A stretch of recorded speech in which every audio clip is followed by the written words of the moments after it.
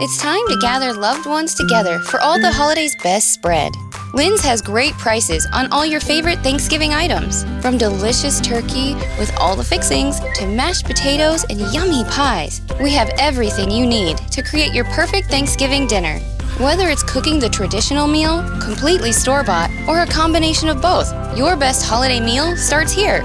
Learn more and start shopping today at linsgrocery.com. Lynn's, where delicious begins. The views and opinions expressed by A Little Bit Culty are those of the hosts and do not necessarily reflect the official policy or position of the podcast. That's true. Any of the fire content provided by our guests, bloggers, sponsors, or authors are of their opinion and are not intended to malign any religion, group, club, organization, business, individual, anyone, or anything. Unless you're abusing people, then I have a problem maligning you. Also, we're not doctors, psychologists, or wizards. We're just two non-experts trying to make you a friendly, informative podcast that helps you understand culty shit.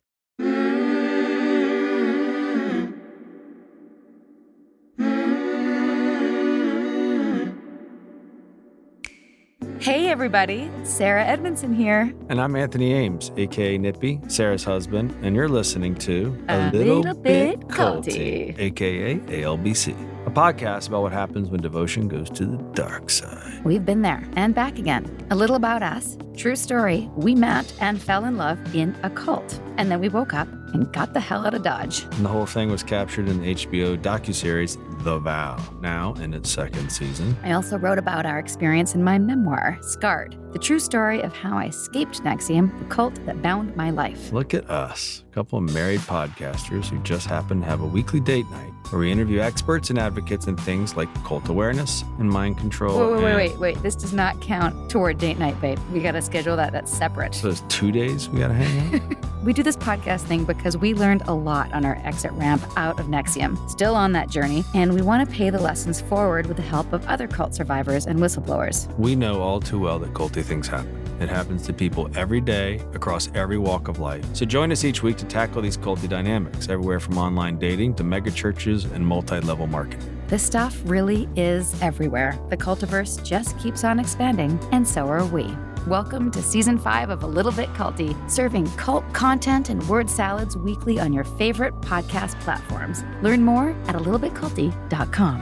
Sinking down to the depths of the ocean, hanging on to the wind of my love. If I let go of it all, I could leave, but I know I won't. Happy holidays, everybody. Hi, happy holidays, everyone. How's it going? How are you, my bootness?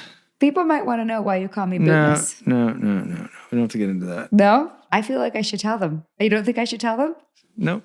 Okay, I'll save it for another time. I'll let it be a mystery. No, there's certain things that are always going to remain private. Okay.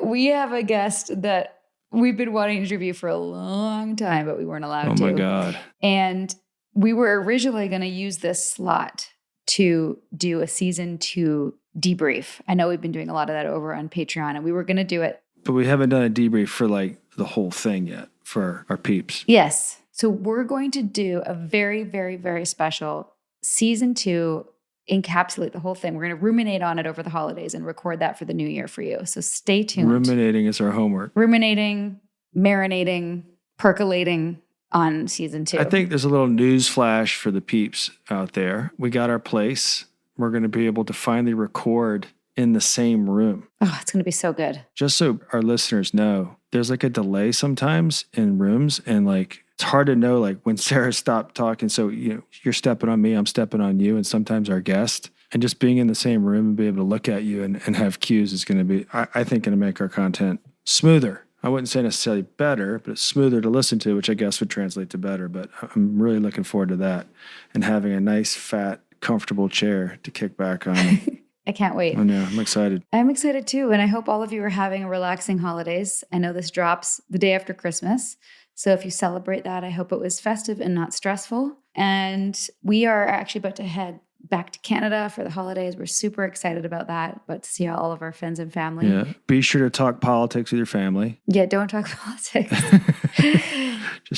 just find the opposing view and run. We're just really touched that this guest agreed to do her first big interview with us. And she's somebody who is the GOAT. And yes, I'm so old. I only recently found out that does not make them a GOAT, but the greatest of all time. You serious? She's the You didn't know GOAT. that? I mean, recently, like within the last few months. What do you think Troy was asking me the last 2-3 years? Dad, who's the GOAT? And You know what? Oh, that's so funny. You I'm just just a throw bit that behind, out. behind the times. Oh, that's great. Speaking of Troy, we actually had to have a heart-to-heart recently. He was helping us like stuff the book inside the hat that we were sending to the Inner Circle members of Patreon. Oh, you mean that time you got our son to stuff the book with you branded into Well, I was like, we had 100 books to stuff. And I'm like, he's just sitting around. Let's put this just guy like, to you know work. what?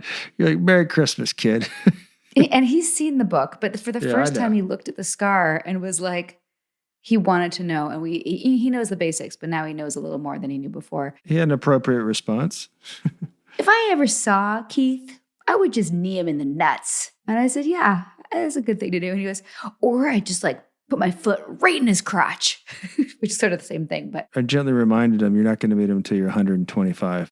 so our guest today was 18 years old when she met Keith Raniere at college, at their college orientation. She then became his girlfriend, a companion, and many years later, a top-level NXIVM trainer and the subject of his infamous mindfuckery for nearly 40 years. It's important to note that the meeting was a few weeks after her father died, and that's relevant. If you're caught up on season 2 of The Vow, you remember Karen Unterreiner as the lady that Mark Vicente visited with and had kind of the reconciliation. Only to discover Keith's mom's ashes in a box in her house. Keith's mom in a can. As one of the top 3 trainers in NXIVM, Karen has faced some legal scrutiny and some public shade, as we all have, in the fallout of the trial.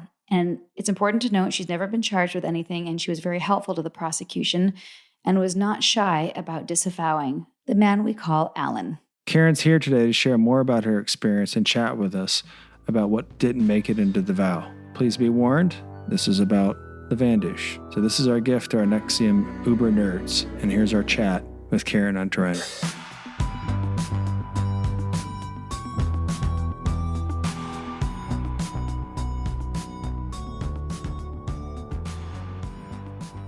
Hi. Hi. All right. We're so grateful that you agreed to do this with us. We have so many questions, and we'd love to, and especially our fans and our listeners and our Patreon listeners want to ask you a bazillion questions about the vow specifically. But before we get into that, for those who don't know who you are, will you give us a little overview about who you are and how you got involved in this whole NXIVM shit show, starting with the beginning? Origin story. This is the original origin story. original origin story. I was thinking with The Vow, I'm actually the prequel to The Vow. Yes. Yeah, I met, what are we calling it these days? Alan?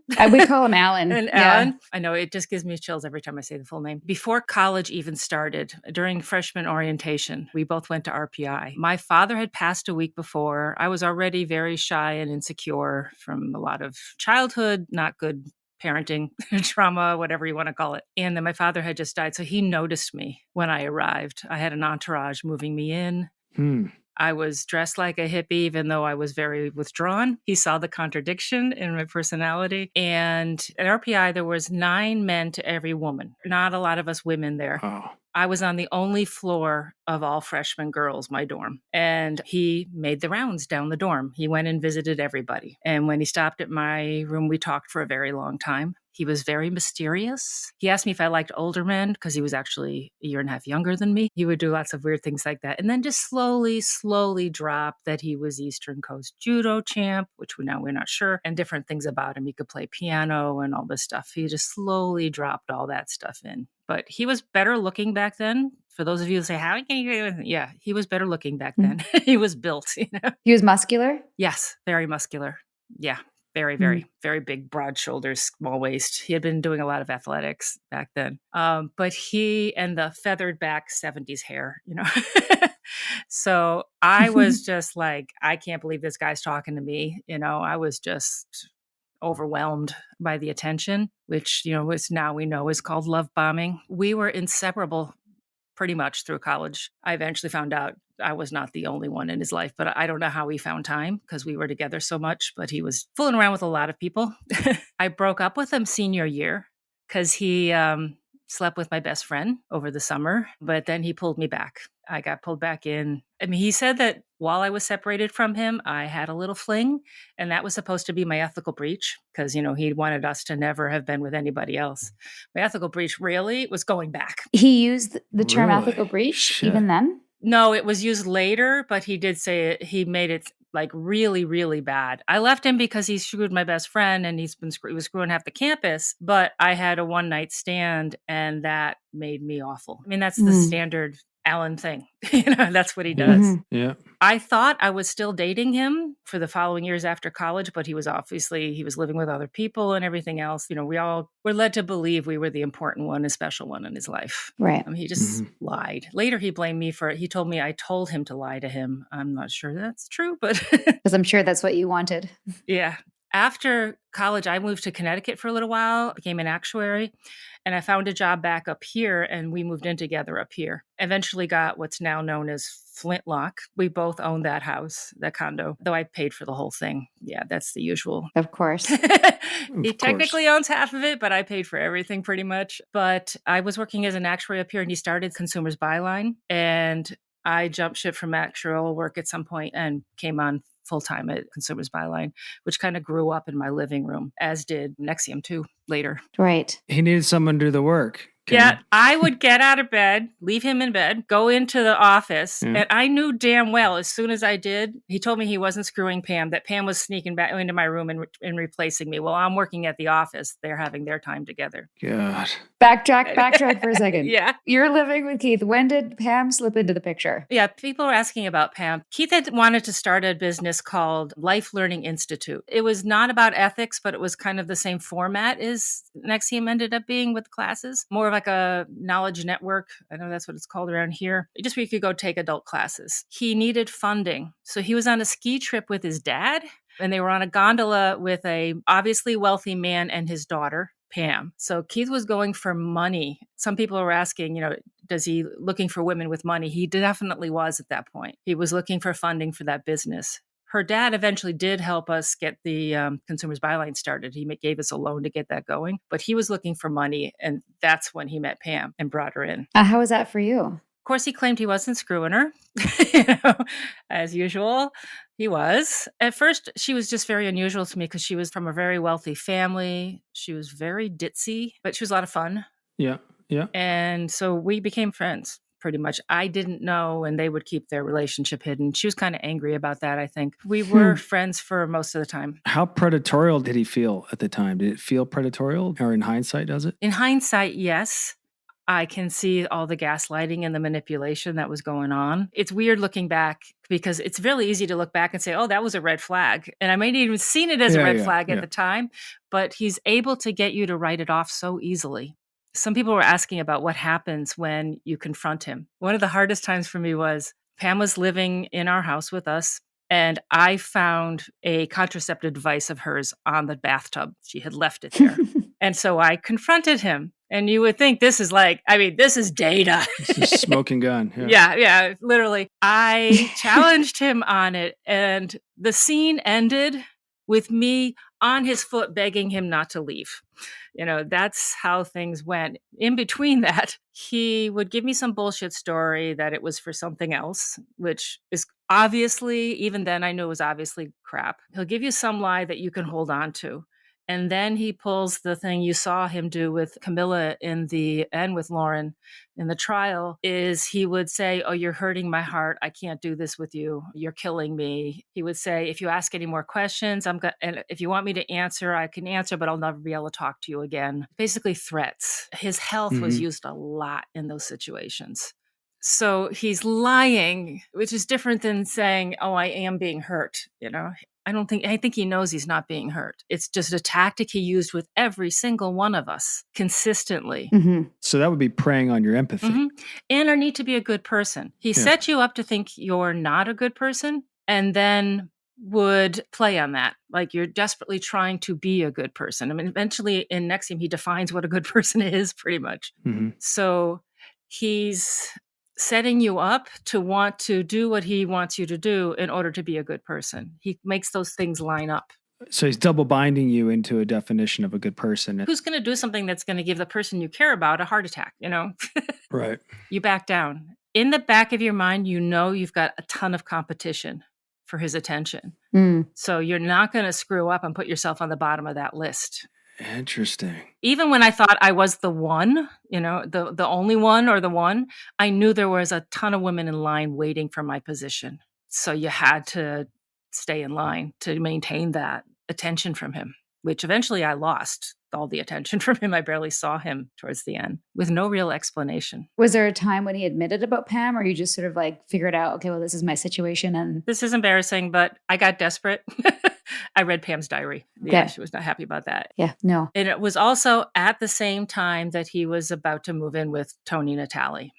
It was right before that. So he was having to come clean anyways. I mean, that made it obvious that he was having a relationship with Tony. But I kind of fought to get the truth out of him, but also kind of my way of dealing with it was to, if you can't beat them, join them. Right. I got to be okay with it, you know, sort of. Nobody was really okay with it, No. but we had to act like that. Coercive control. Yes. You got guilted. Right. Barbara, Pam, and I became very close while Keith first moved in with Tony. So when did Barbara pop in the scene? And how was that introduced? Barbara was recruited at the beginning of Consumers Byline. She was in a different multi-level marketing company, and she got pulled over into ours.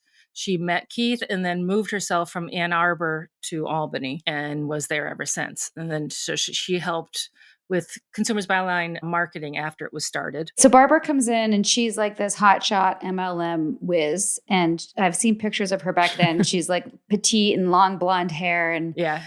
She grew her hair longer because mine used to be down to my waist because Keith would told me not to cut it. And so everyone else thought they had to do that too. I don't know if he told them to, but she was growing hers. And then she, you know, had a relationship with him. She would hang out in my house when he was over there, and she would be massaging his feet for hours while he laid on that couch that you see in the vow. She would sit at his feet and massage his feet for hours. He's not getting any foot massages. No, anymore, I don't think so. No, or other kinds of massages. He front loaded those. In Yeah, his life. he's gotten He's his share. getting, He's done. the karma's a real bitch. Was his mom still alive at this point? No, I did meet her when we were in college. We went down to New York City to go to a Yes concert. He was introducing me to rock and roll. We stopped at his mother's on the way. She was very eccentric. She was a dancer, a ballroom dancer, but she had a heart condition, so she couldn't really do it much anymore, but she had that physique. She was a little weird. I was laughing because she made us Kraft macaroni and cheese, which was a staple we had at school. You know, that's what all college students make. And that's what we go home and that's what she made for us. She was a very like vibrant person, I thought. And then we went and visited his dad who lived in New York City with his new wife. I could see the tension. The mother would complain about him and he would say something about the mother. There was tension there, obviously. With his parents. Yeah, between them. Yeah. Well, she's living in their old house and he's in this fancy apartment on 88th Street in New York City. His mother passed, I think, our sophomore year of college. Because my father had just passed the first year. We were dealing with that. And then I think it was sophomore year, his mother died around Christmas time. What's your take? By the way, everything I say is what he told me. I don't know what's true anymore, but what he told me was his father was there. So I think this was true. His mother was at her cardiologist's funeral and dropped and passed there with cardiologists all over the place and nobody could restore her. He said her heart was damaged when she had surgery once. She just passed around a whole bunch of cardiologists. Do you believe that? Yeah, I think that was true because his father was there when I was talking to him about that. And he kind of dropped out for a semester. He didn't really do the next semester. That's why he had incompletes for a while and he didn't get his degrees for a little while. Well, that's what he told me. Yeah. I was going to say, yeah. Back then, even he thought the faculty at the college were watching him and talking about him. And he was already in the conspiracy theory stuff back then. Oh, so that started early. Well, the conspiracy stuff is really blame. Yeah. Yeah. It gets him out of things. Little did he know that there would be a module called Blame and Responsibility years later. That he refused to take. So he could hold us to things, the standards that he did not. Right. Yeah. A lot of the modules, I think, are him hiding in plain sight. I think so too. Yeah. Sequitur. Yeah, the fall, expressives. The fall's a big one. Shifter. I always said, how does he know so much about these kind of people? And for our listeners, those are all names of modules that reveal certain tendencies and strategies in human psychodynamics that are clearly of abuse and are clearly Keith now that we know Yes. what we know now. Yeah. But back to the 80s, what were you doing with him for that decade after college? After college, I moved to Connecticut because it's the insurance capital of the world. And I was trying to get rid of a recruiter one day and that was on the phone. And I said, well, if you got a job in Albany, the next day he called back with a job in Albany in my field in a really good consulting firm. So I moved up thinking that, okay, we just move in with Keith and we'd have, not realizing he was actually dating other people up here too. Okay. So back to CBI. For those who don't know, It was a mess. It was a mess. Okay. But it was like, can you give us the Cliff Notes? It was a purchasing service, but it was also multi-level marketing. It was supposed to be different multi-level marketing. It was supposed to be ethical multi-level. Yeah, same old crap. Yeah. It ended up, what his idea was more the conspiracy theory is that we pissed off Amway and Walmart or something. And some attorney generals came after us. And eventually half the attorney generals came after us. And we were in legal battles for years and years. But he was like, we're the good guys. And it eventually took us down. We won some of the legal battles because Keith was kind of smart in how he set things up. But the money we paid to win the battles put us out of business. So the story that we heard was a bit different than that. No.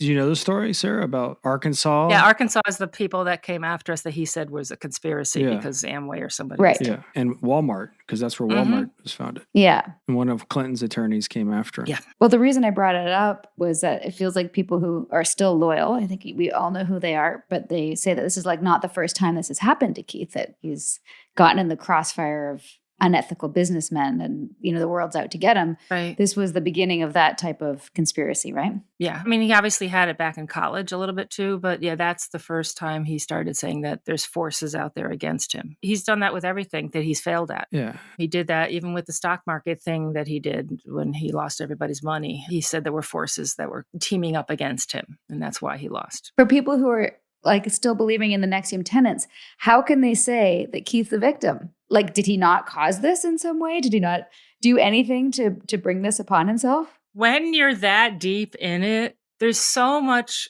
crap coming at you from him that you don't see that inconsistency generally. Right. Well, also, every single behavior is proof that he's being persecuted, not evidence that he's averting responsibility. It actually fortifies their resolve because they go, see, they're doing it again. Well, he's got a response to everything. The women are lying. I knew the women weren't lying because I had the same conversations with Keith that they claimed they had. Lauren with the baby. I was promised a baby. Everything is the same. I'm sure they weren't lying because the exact same words he used with me were used with them. So CBI was a huge success and then it fails. Oh, it was huge. We doubled in size every 2 months. It was growing so fast. Wow. Which is what also supposedly scared the different groups because we were moving so fast. We could have swayed the vote in New Jersey. So what was the scam up there? What was the problem with it? I mean, it was definitely multi-level. Every single person was both a customer and a distributor. Everything was set up so that you bought and then you sold. They had a thing, just get 2 people. So it was this tree of all 2 by 2 by 2 by 2 by 2. And a lot of money was made by the people at the top of the tree and very little money at the bottom. Typical. Yeah. People did save, and I heard lots of wonderful testimonials of people that benefited from the service itself, but it wouldn't have survived Amazon. Right. Because that's the early 90s, before the interweb. Yeah, before the interweb. That Keith invented. Yeah. Oh no, he invented the browser, is what we were told. Where did that come from? No, telemarketing. No, both. We heard he invented the browser too. Oh my gosh. He was busy. This is the golden age of cult recovery. The more we speak up and share our stories, the more we realize we are not alone. Your voice and your story can empower others. This is Sarah, and I'm proud to be a founding collaborator of the #IGotOut movement. Learn more at igotout.org.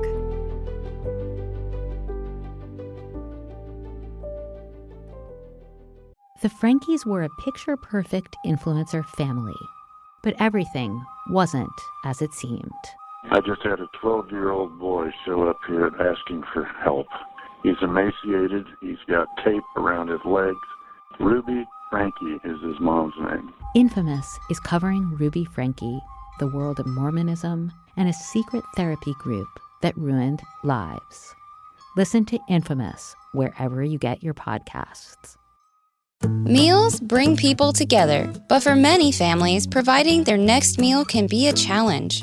You can help by participating in Macy's annual Feeding the Hungry food drive. All proceeds go toward local food banks and families. Now through January 31st, you can purchase an icon in-store or online, or watch out for the blue Feeding the Hungry shelf tags, where a portion of your purchase will be donated to local pantries.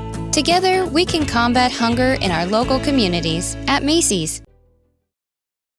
What year did CBI fail, and when did NXIVM come into fruition? There was something in between. We started in around 94, 95, I think it closed up. At that time, Tony Natale was in the picture.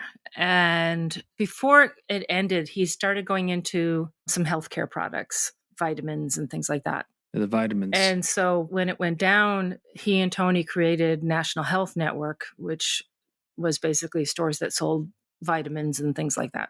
It was also, it wasn't an, I don't know if that one was, I don't think that one was an MLM, but it had like you get rebates and things like that.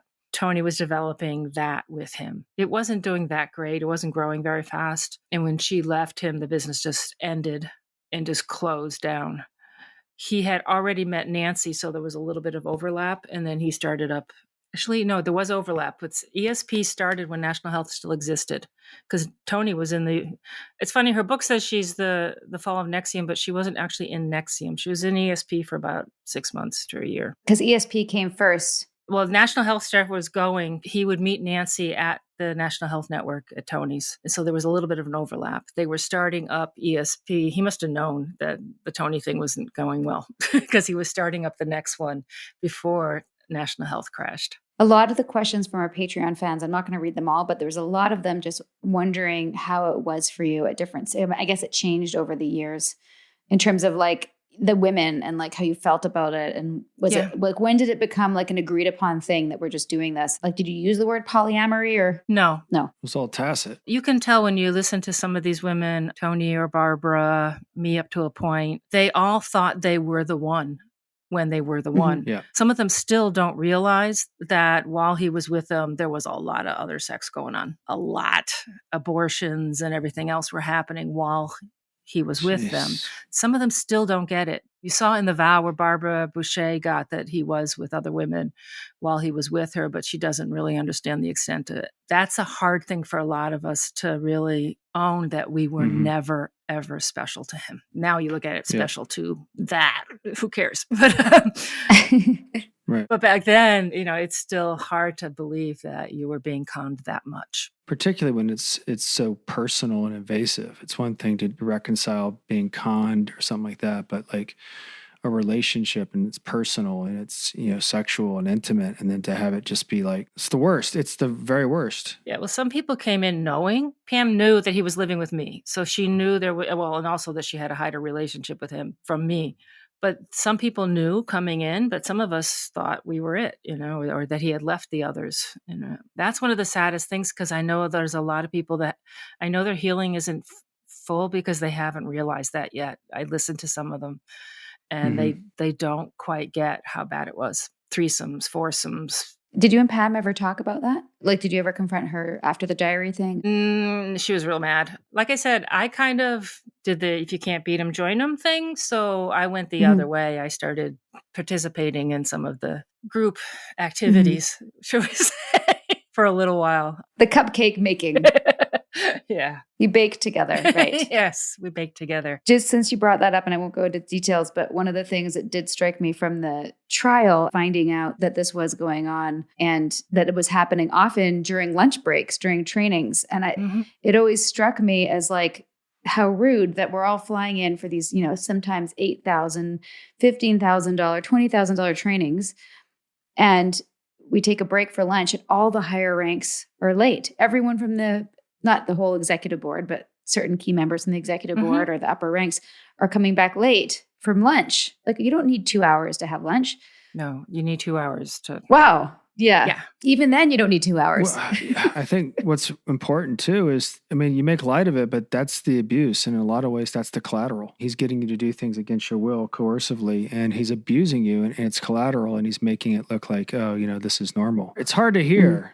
It's hard to hear because I consider a lot of you guys my friends, and like, it just chaps my ass that that's what was going on. The worst part is what they call the devaluation phase, because you're replaced. Like, he became a threesome with Pam and Mariana at one point, one of the sisters. Ah, fuck. And Jesus. I mean, there was one time where I saw, this is funny, Mariana had stolen cake out of the fridge.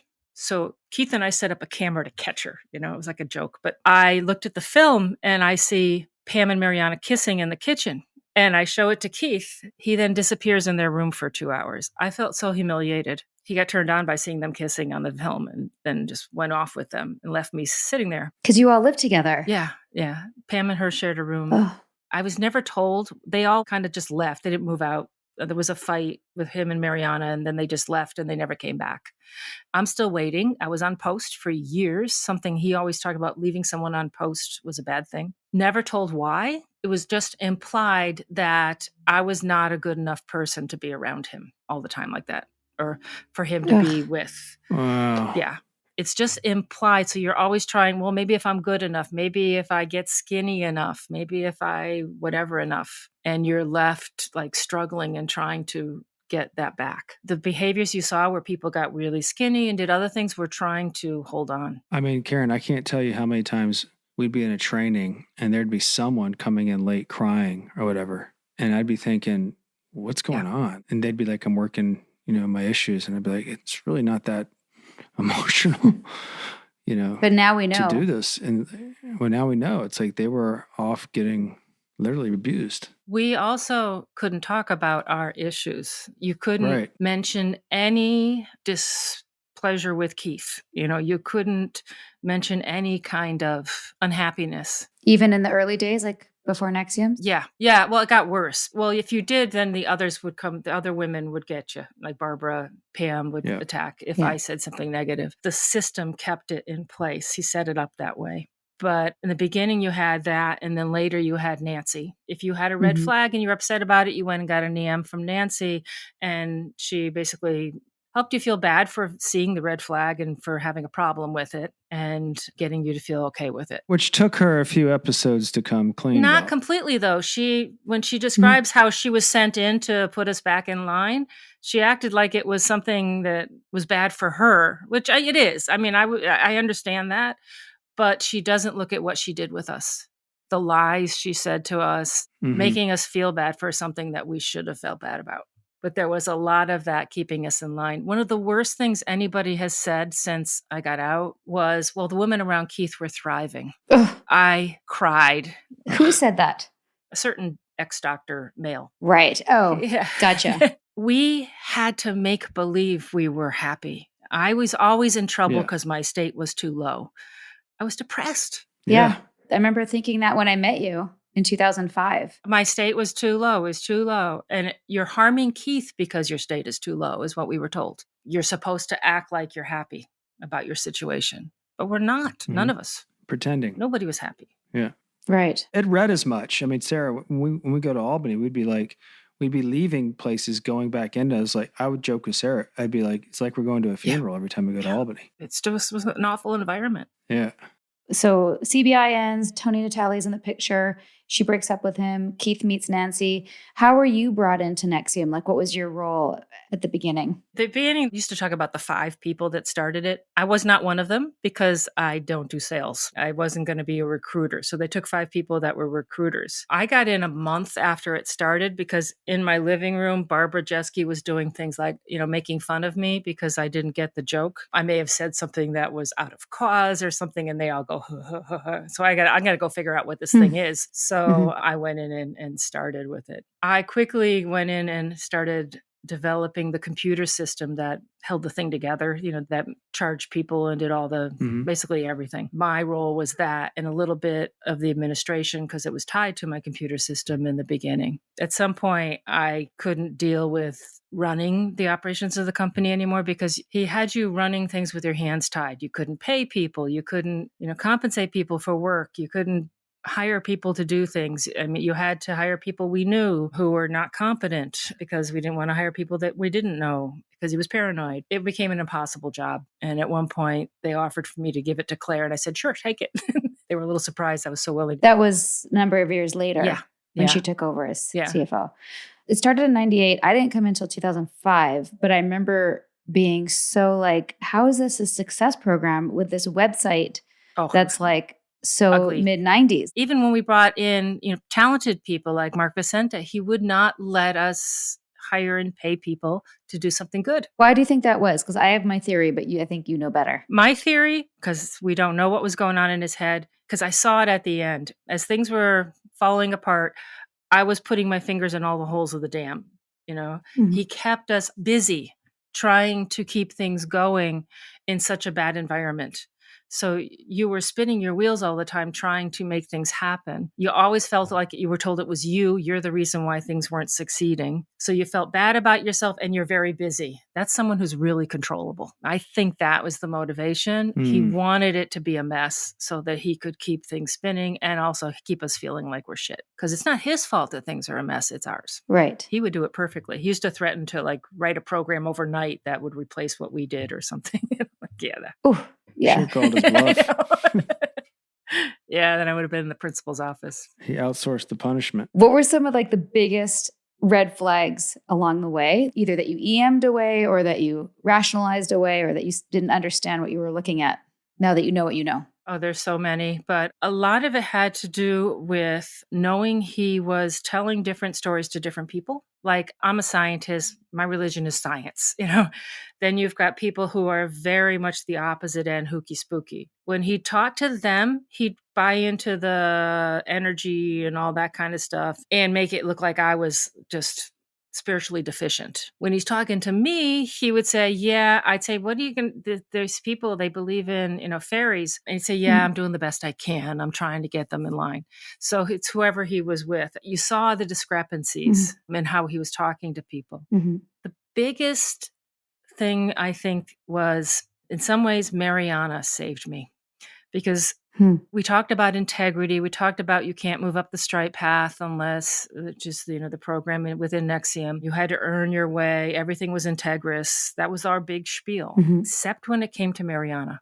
And that discrepancy in what he said and what he did really stood out because it was right in front of me. In what way? She felt special when she got away with things, and he'd let her get away with things. He'd let her throw a temper tantrum and feed into it. And I'd be like, with everyone else, that's a bad thing. But with her, it was okay. And then she was promoted a number of times where she didn't have the qualifications because he wanted it to happen. There were just things in there that just weren't consistent. She and Pam just slept all day. They didn't produce anything.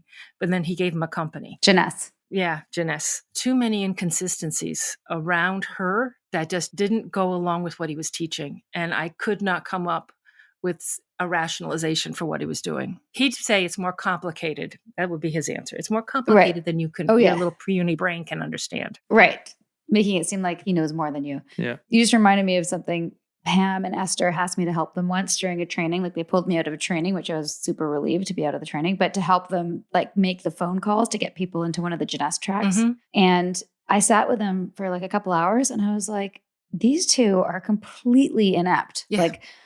Terrible recruiters, no follow through. And I was trying to help them even be like, you guys, can we get you an assistant or somebody to get you food and coffee? So, cause they'd be like, let's go get a coffee. Let's go and get nothing done. No. I'm like, they're green sashes. They were higher rank than me or purple. Pam was a purple. With Mariana, it's really sad because Mariana is actually, that whole family, everyone saw Danny in the trial. It's terrible. They are brilliant. They are really, really smart. Both Daniela and Mariana, it's not as many people recognize how smart she is. I saw her in trainings come up with some things that are really bright. And I could converse with her when I was trying to help her with Jess in a way where she understood. I recognized she's really smart, but she was stunted. Stunted. Yeah. That is gone completely to waste. Have you heard anything how she's doing? No, I know she was friends with Edgar's wife. Edgar was one of the top people in the company, top salespeople, and I know they were friends. Someone wrote me personally and said that they're still trying to teach the curriculum down there. I heard Edgar was still doing explorations of meaning with people, but technically he never passed. Still trying to. So yeah, I'm not doing them. Hey there, listener. Hope you're enjoying this episode and that you're remembering to hydrate, stretch, and unclench your jaws. Sometimes listening to conversations about heavy topics can really make you tighten up, you know? And remember, a little bit culty loves you. Also, come hang out with us on Patreon after you finish this episode. It's fun over there. Fun is good. And now, here's a brief message from our sponsors. This episode is sponsored by BetterHelp. What are your self-care non-negotiables? Maybe you never skip leg day or never miss yoga. Maybe it's getting 8 hours of sleep. I mean, that's my personal and everyone's dream, isn't it? Well, I definitely have some non-negotiables. Like, I'm in Vancouver right now, and I'm spending literally as much time as I can outside in nature. Hashtag cold pools, hashtag crushing it. Nature is a non-negotiable. Not enough time in the fresh air and the trees around me, and I start to feel not great, not myself, not grounded. Therapy day is a bit like my nature walks. I try to not miss it, and I know I'm just going to feel so much better all around if I make it a priority. I get so much out of it. It helps me put my worries and anxieties in their rightful place and helps me clear my mind so I can focus on what I really need and sometimes what I don't need. Like, I don't need to be overbooking myself just because I hate to say no to people. You know what I mean? Thanks, therapy. Thanks for helping me see that. And if you're thinking of starting therapy, give BetterHelp a try. It's entirely online, designed to be convenient, flexible, and suited to your schedule. Just fill out a brief questionnaire and get matched with a licensed therapist and switch therapists anytime for no additional charge. Look, even when we know what makes us happy, it's hard to make time for it. But when you feel like you have no time for yourself, non-negotiables like therapy are more important than ever.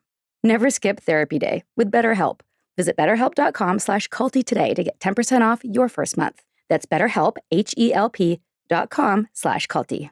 Meals bring people together, but for many families, providing their next meal can be a challenge. You can help by participating in Macy's annual Feeding the Hungry food drive. All proceeds go toward local food banks and families. Now through January 31st, you can purchase an icon in-store or online, or watch out for the blue Feeding the Hungry shelf tags, where a portion of your purchase will be donated to local pantries. Together, we can combat hunger in our local communities at Macy's. Question, Yeah. not from our Patreon, but from me.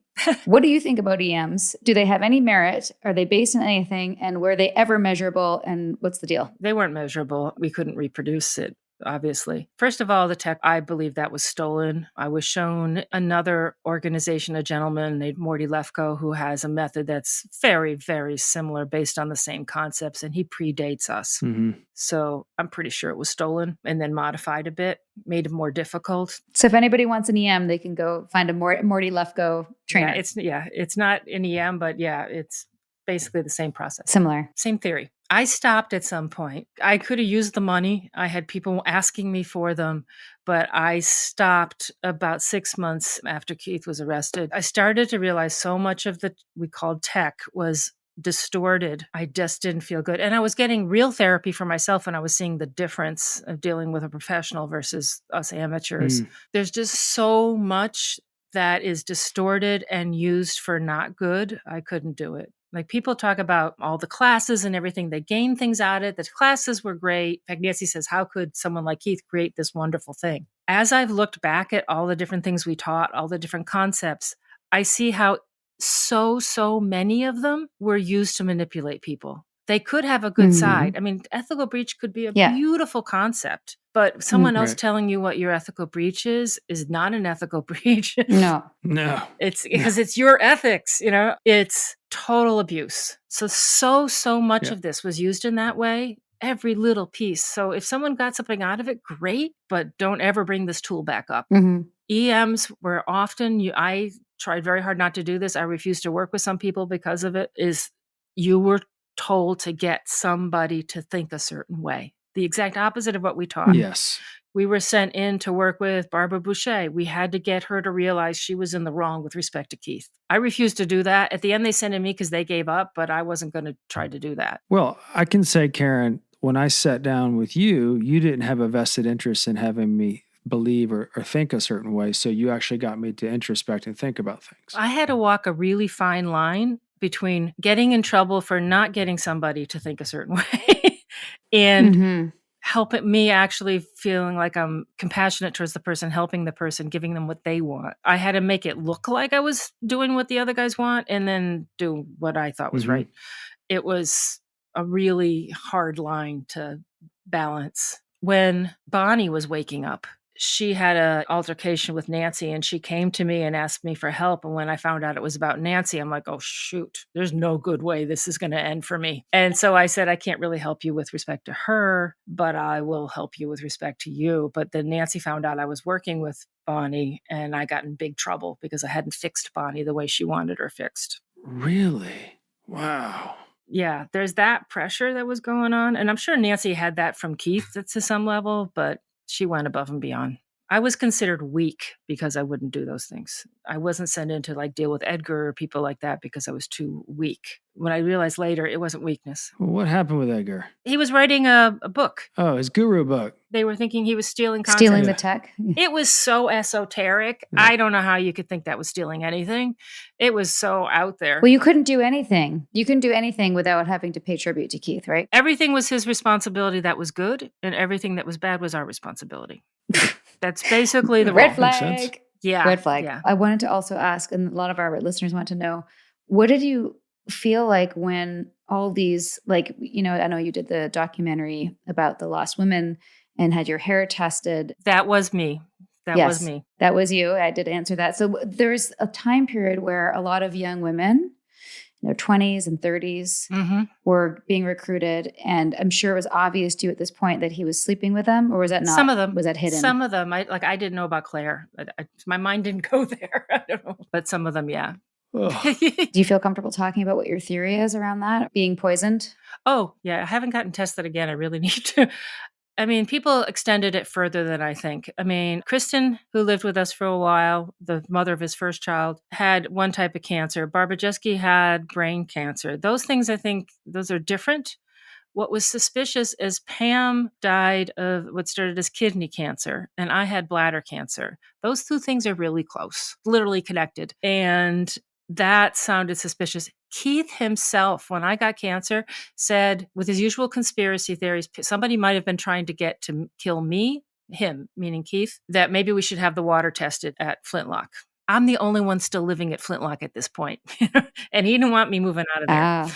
I'm like, you think it's possible that it's bad here, but you don't want me to move out. But he's the one that brought up the idea of testing stuff. Hmm. When Frank Parlato called me with the results of the hair, I was pretty surprised they actually came up with something. And then, of course, he immediately drew the conclusion. At that point, I wasn't seeing Keith for what he was fully enough to go there. Now, I think it's possible, but we don't have any real proof that he could have been trying to get rid of us. I mean, he basically had written us off. We barely got crumbs as we got older. Barbara, myself, others barely got crumbs from him. So it's possible. I mean, the question is, was he trying to kill us? I don't know, but it's possible. It's definitely possible. I think it's for sure possible. Ugh, Yeah. Nothing surprises me now. So I got him back. I survived the bladder cancer. Yeah. Yeah. And he's in jail. Yeah. Yeah. And I'm 10 years cancer free. So, or 12 years cancer free. Yay. That's awesome. Okay. So everybody wants to know, how did you finally wake up? What was the final straw? It wasn't like a moment. There were a couple things. One, the fact that it was Mark Vicente. I had EM'd Mark Vicente. I had heard his stories from his childhood. I had heard what he was doing in Mexico and how scary it was.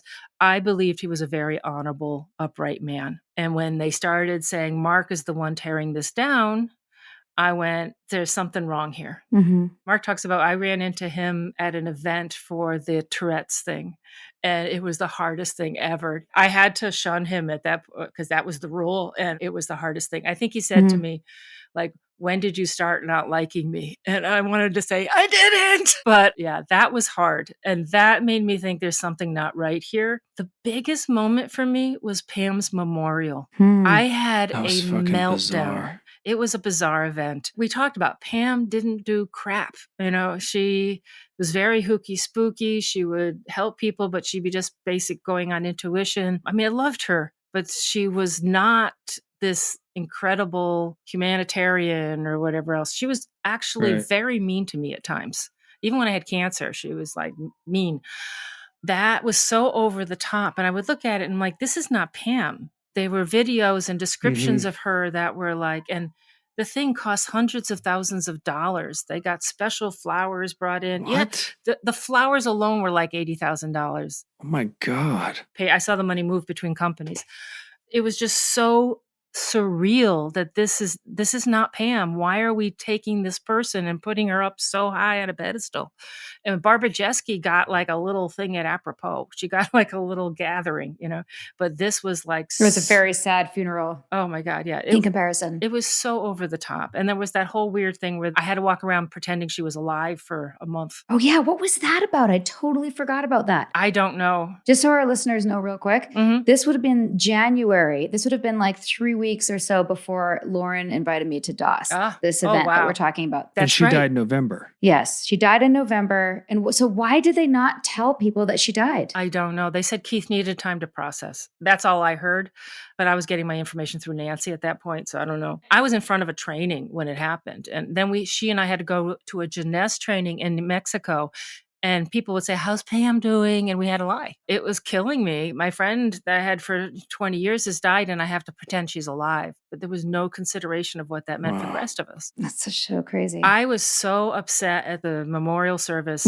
Memorial. At one point, I was with someone and I said, please take me home. I can't handle this. I'm about to pass out. I was just so overwhelmed by how ridiculous the whole thing was. They made people from all over come into town for it. Yeah, it was in a very fancy hall. Yeah. But the final wake up. The final wake up was during that period of time where Keith had been arrested. I was awake. They knew it. They were worried about me turning on them. I have nothing else in the world. Right. And I was told I was weak, so I didn't think I could handle going out on my own. I couldn't break off. Where I could was when they were trying to deal with Keith being arrested. I made a comment that the company needs to shut down. And I was attacked with virtue blackmail, loyalty and all this kind of stuff, and by Lauren and Claire. And I was like, I'm done. I quit the board a week later and started seeing a therapist immediately. And the first words to the therapist were, make sure I don't go back. I had to keep my head down for a little while, but I was out at that point. And I remember you telling me about your last interaction with Keith. Do you mind sharing that? I spent a little bit of time with him. I went down for the first weekend of where they were when he got arrested in that Mexico town.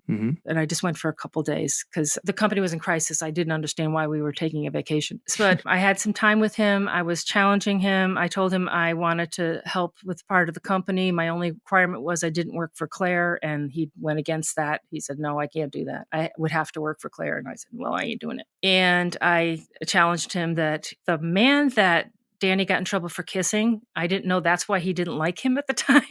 But I was like, this guy's a good guy. You got to be nicer to him. And I asked him about DOS, and he was still claiming not having much to do with it. Because DOS is the name of a computer system, the original computer system when PCs were started. And I'm like, oh, you had to create that. I know you. That would be you making a little pun like that. And he said no. So, but I had a very nice time with him right before I left because we were talking about music as I was learning to play the bass guitar. And I took the chance to give him one last kiss, not knowing it would be the last one. But I also had a feeling at that point that I was done because I was getting so much what I now know to be gaslighting from him in the conversation. Nothing made sense. He stopped trying to explain it to me. So I was done. So many people want to know, did you dispose of his mother's ashes since the filming of The Vow? I don't live in my condo anymore, but the condo next door was Pam's and all her stuff was in it. And I had them move his piano into there so I could empty out my house. And I snuck the ashes over there at the same time. So they're in Pam's condo? Well, I don't know what they did, but the lawyers of Pam's trust are now in possession of all that. I got it out of You offloaded the ashes. I offloaded the ashes. I didn't want to have to deal with them. Yeah, they're not in my possession anymore. Mom in a can. I got my mom in a can up there, but yeah, not his. That makes more sense. Is there anything that this from Sabrina Allison, anything that you've been chomping at the bit to say or share publicly that you want the listeners to know? I think that what the vow didn't show is the depth of the manipulation. I know you saw a lot, but it was just the tip of the iceberg of the depth of the manipulation this man could do with you. And understanding that you understand Lauren's choices and other people's choices a lot better. Is there anything else you've been doing that you can share about how you've gotten your life hands-on? As much therapy as I can afford. Anything, I'll try anything. I've been following a lot of different people that are knowledgeable in this area. Some of them you have interviewed. But the best thing has been the friends that I ended up with. I've had the most lovely people from the whole company are still in my life, you two included. And they have been incredibly, incredibly supportive. I have people that call me every day. That's awesome. One gentleman calls me every day. And I ended up with the best of the people. The people I thought were my friends, they weren't. But these people are just the most lovely people. And I'm very, very grateful they're in my life. You deserve it. Yeah. You deserve Yeah, it. for sure, Karen. Thank you. All our listeners have said, and I hope you read the comments. I because we won't be able to read them all here. Yeah, they're beautiful. They think you're amazing. And I think it's really true that you have a good heart. Nippy, I know this is something you say often about Karen. Do you want to close it out? Yeah, the people don't know I coached Nippy for a while. Yeah, look, I mean, you put out a lot of goodwill, and I think it's the goodwill you're getting back is because of that, even though it was under an abusive regime, you were able to be loving. Thank you. That's one of the things I always remembered about it. We tried. Again, in such an awful regime. Yeah. But thank you. You both have been an inspiration. You saved my life. I can't say that enough. You guys saved my life. I'd still be sitting in Flintlock. So thank you. It means a lot. It means a lot. It means a lot, Karen. Big hugs to you.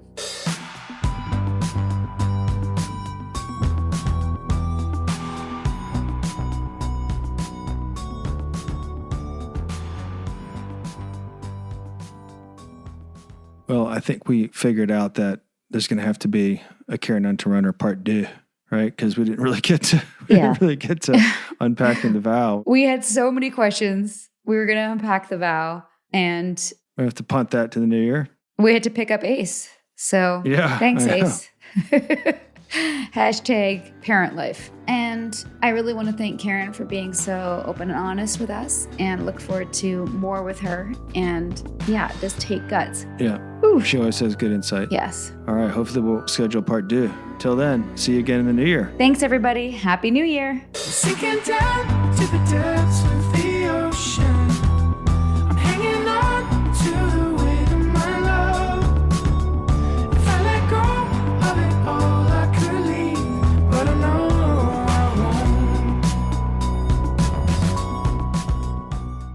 won't. Hope you liked this episode. Let's keep the conversation going and come hang out with us on Patreon, where we keep the tape rolling each week with special episodes just for Patreon subscribers and where we get deep into the weeds of unpacking every episode of The Vow. And if you're looking for our show notes or some sweet, sweet swag or official ALBC podcast merch or a list of our most recommended cult recovery resources, visit our website at alittlebitculty.com. And for more background on what brought us here, check out Sarah's page-turning memoir. It's called Scarred, the true story of how I escaped NXIVM, the cult that bound my life. It's available on Amazon, Audible, narrated by my wife, and at most bookstores. A Little Bit Culty is a Talkhouse podcast and a Trace 120 production. We're executive produced by Sarah Edmondson and Anthony Nippy Ames, with writing, research, and additional production support by senior producer Jess Tardy. We're edited, mixed, and mastered by our rocking producer Will Rutherford of Citizens of Sound, and our amazing theme song, Cultivated, is by John Bryant and co-written by Nigel Asselin. Thank you for listening.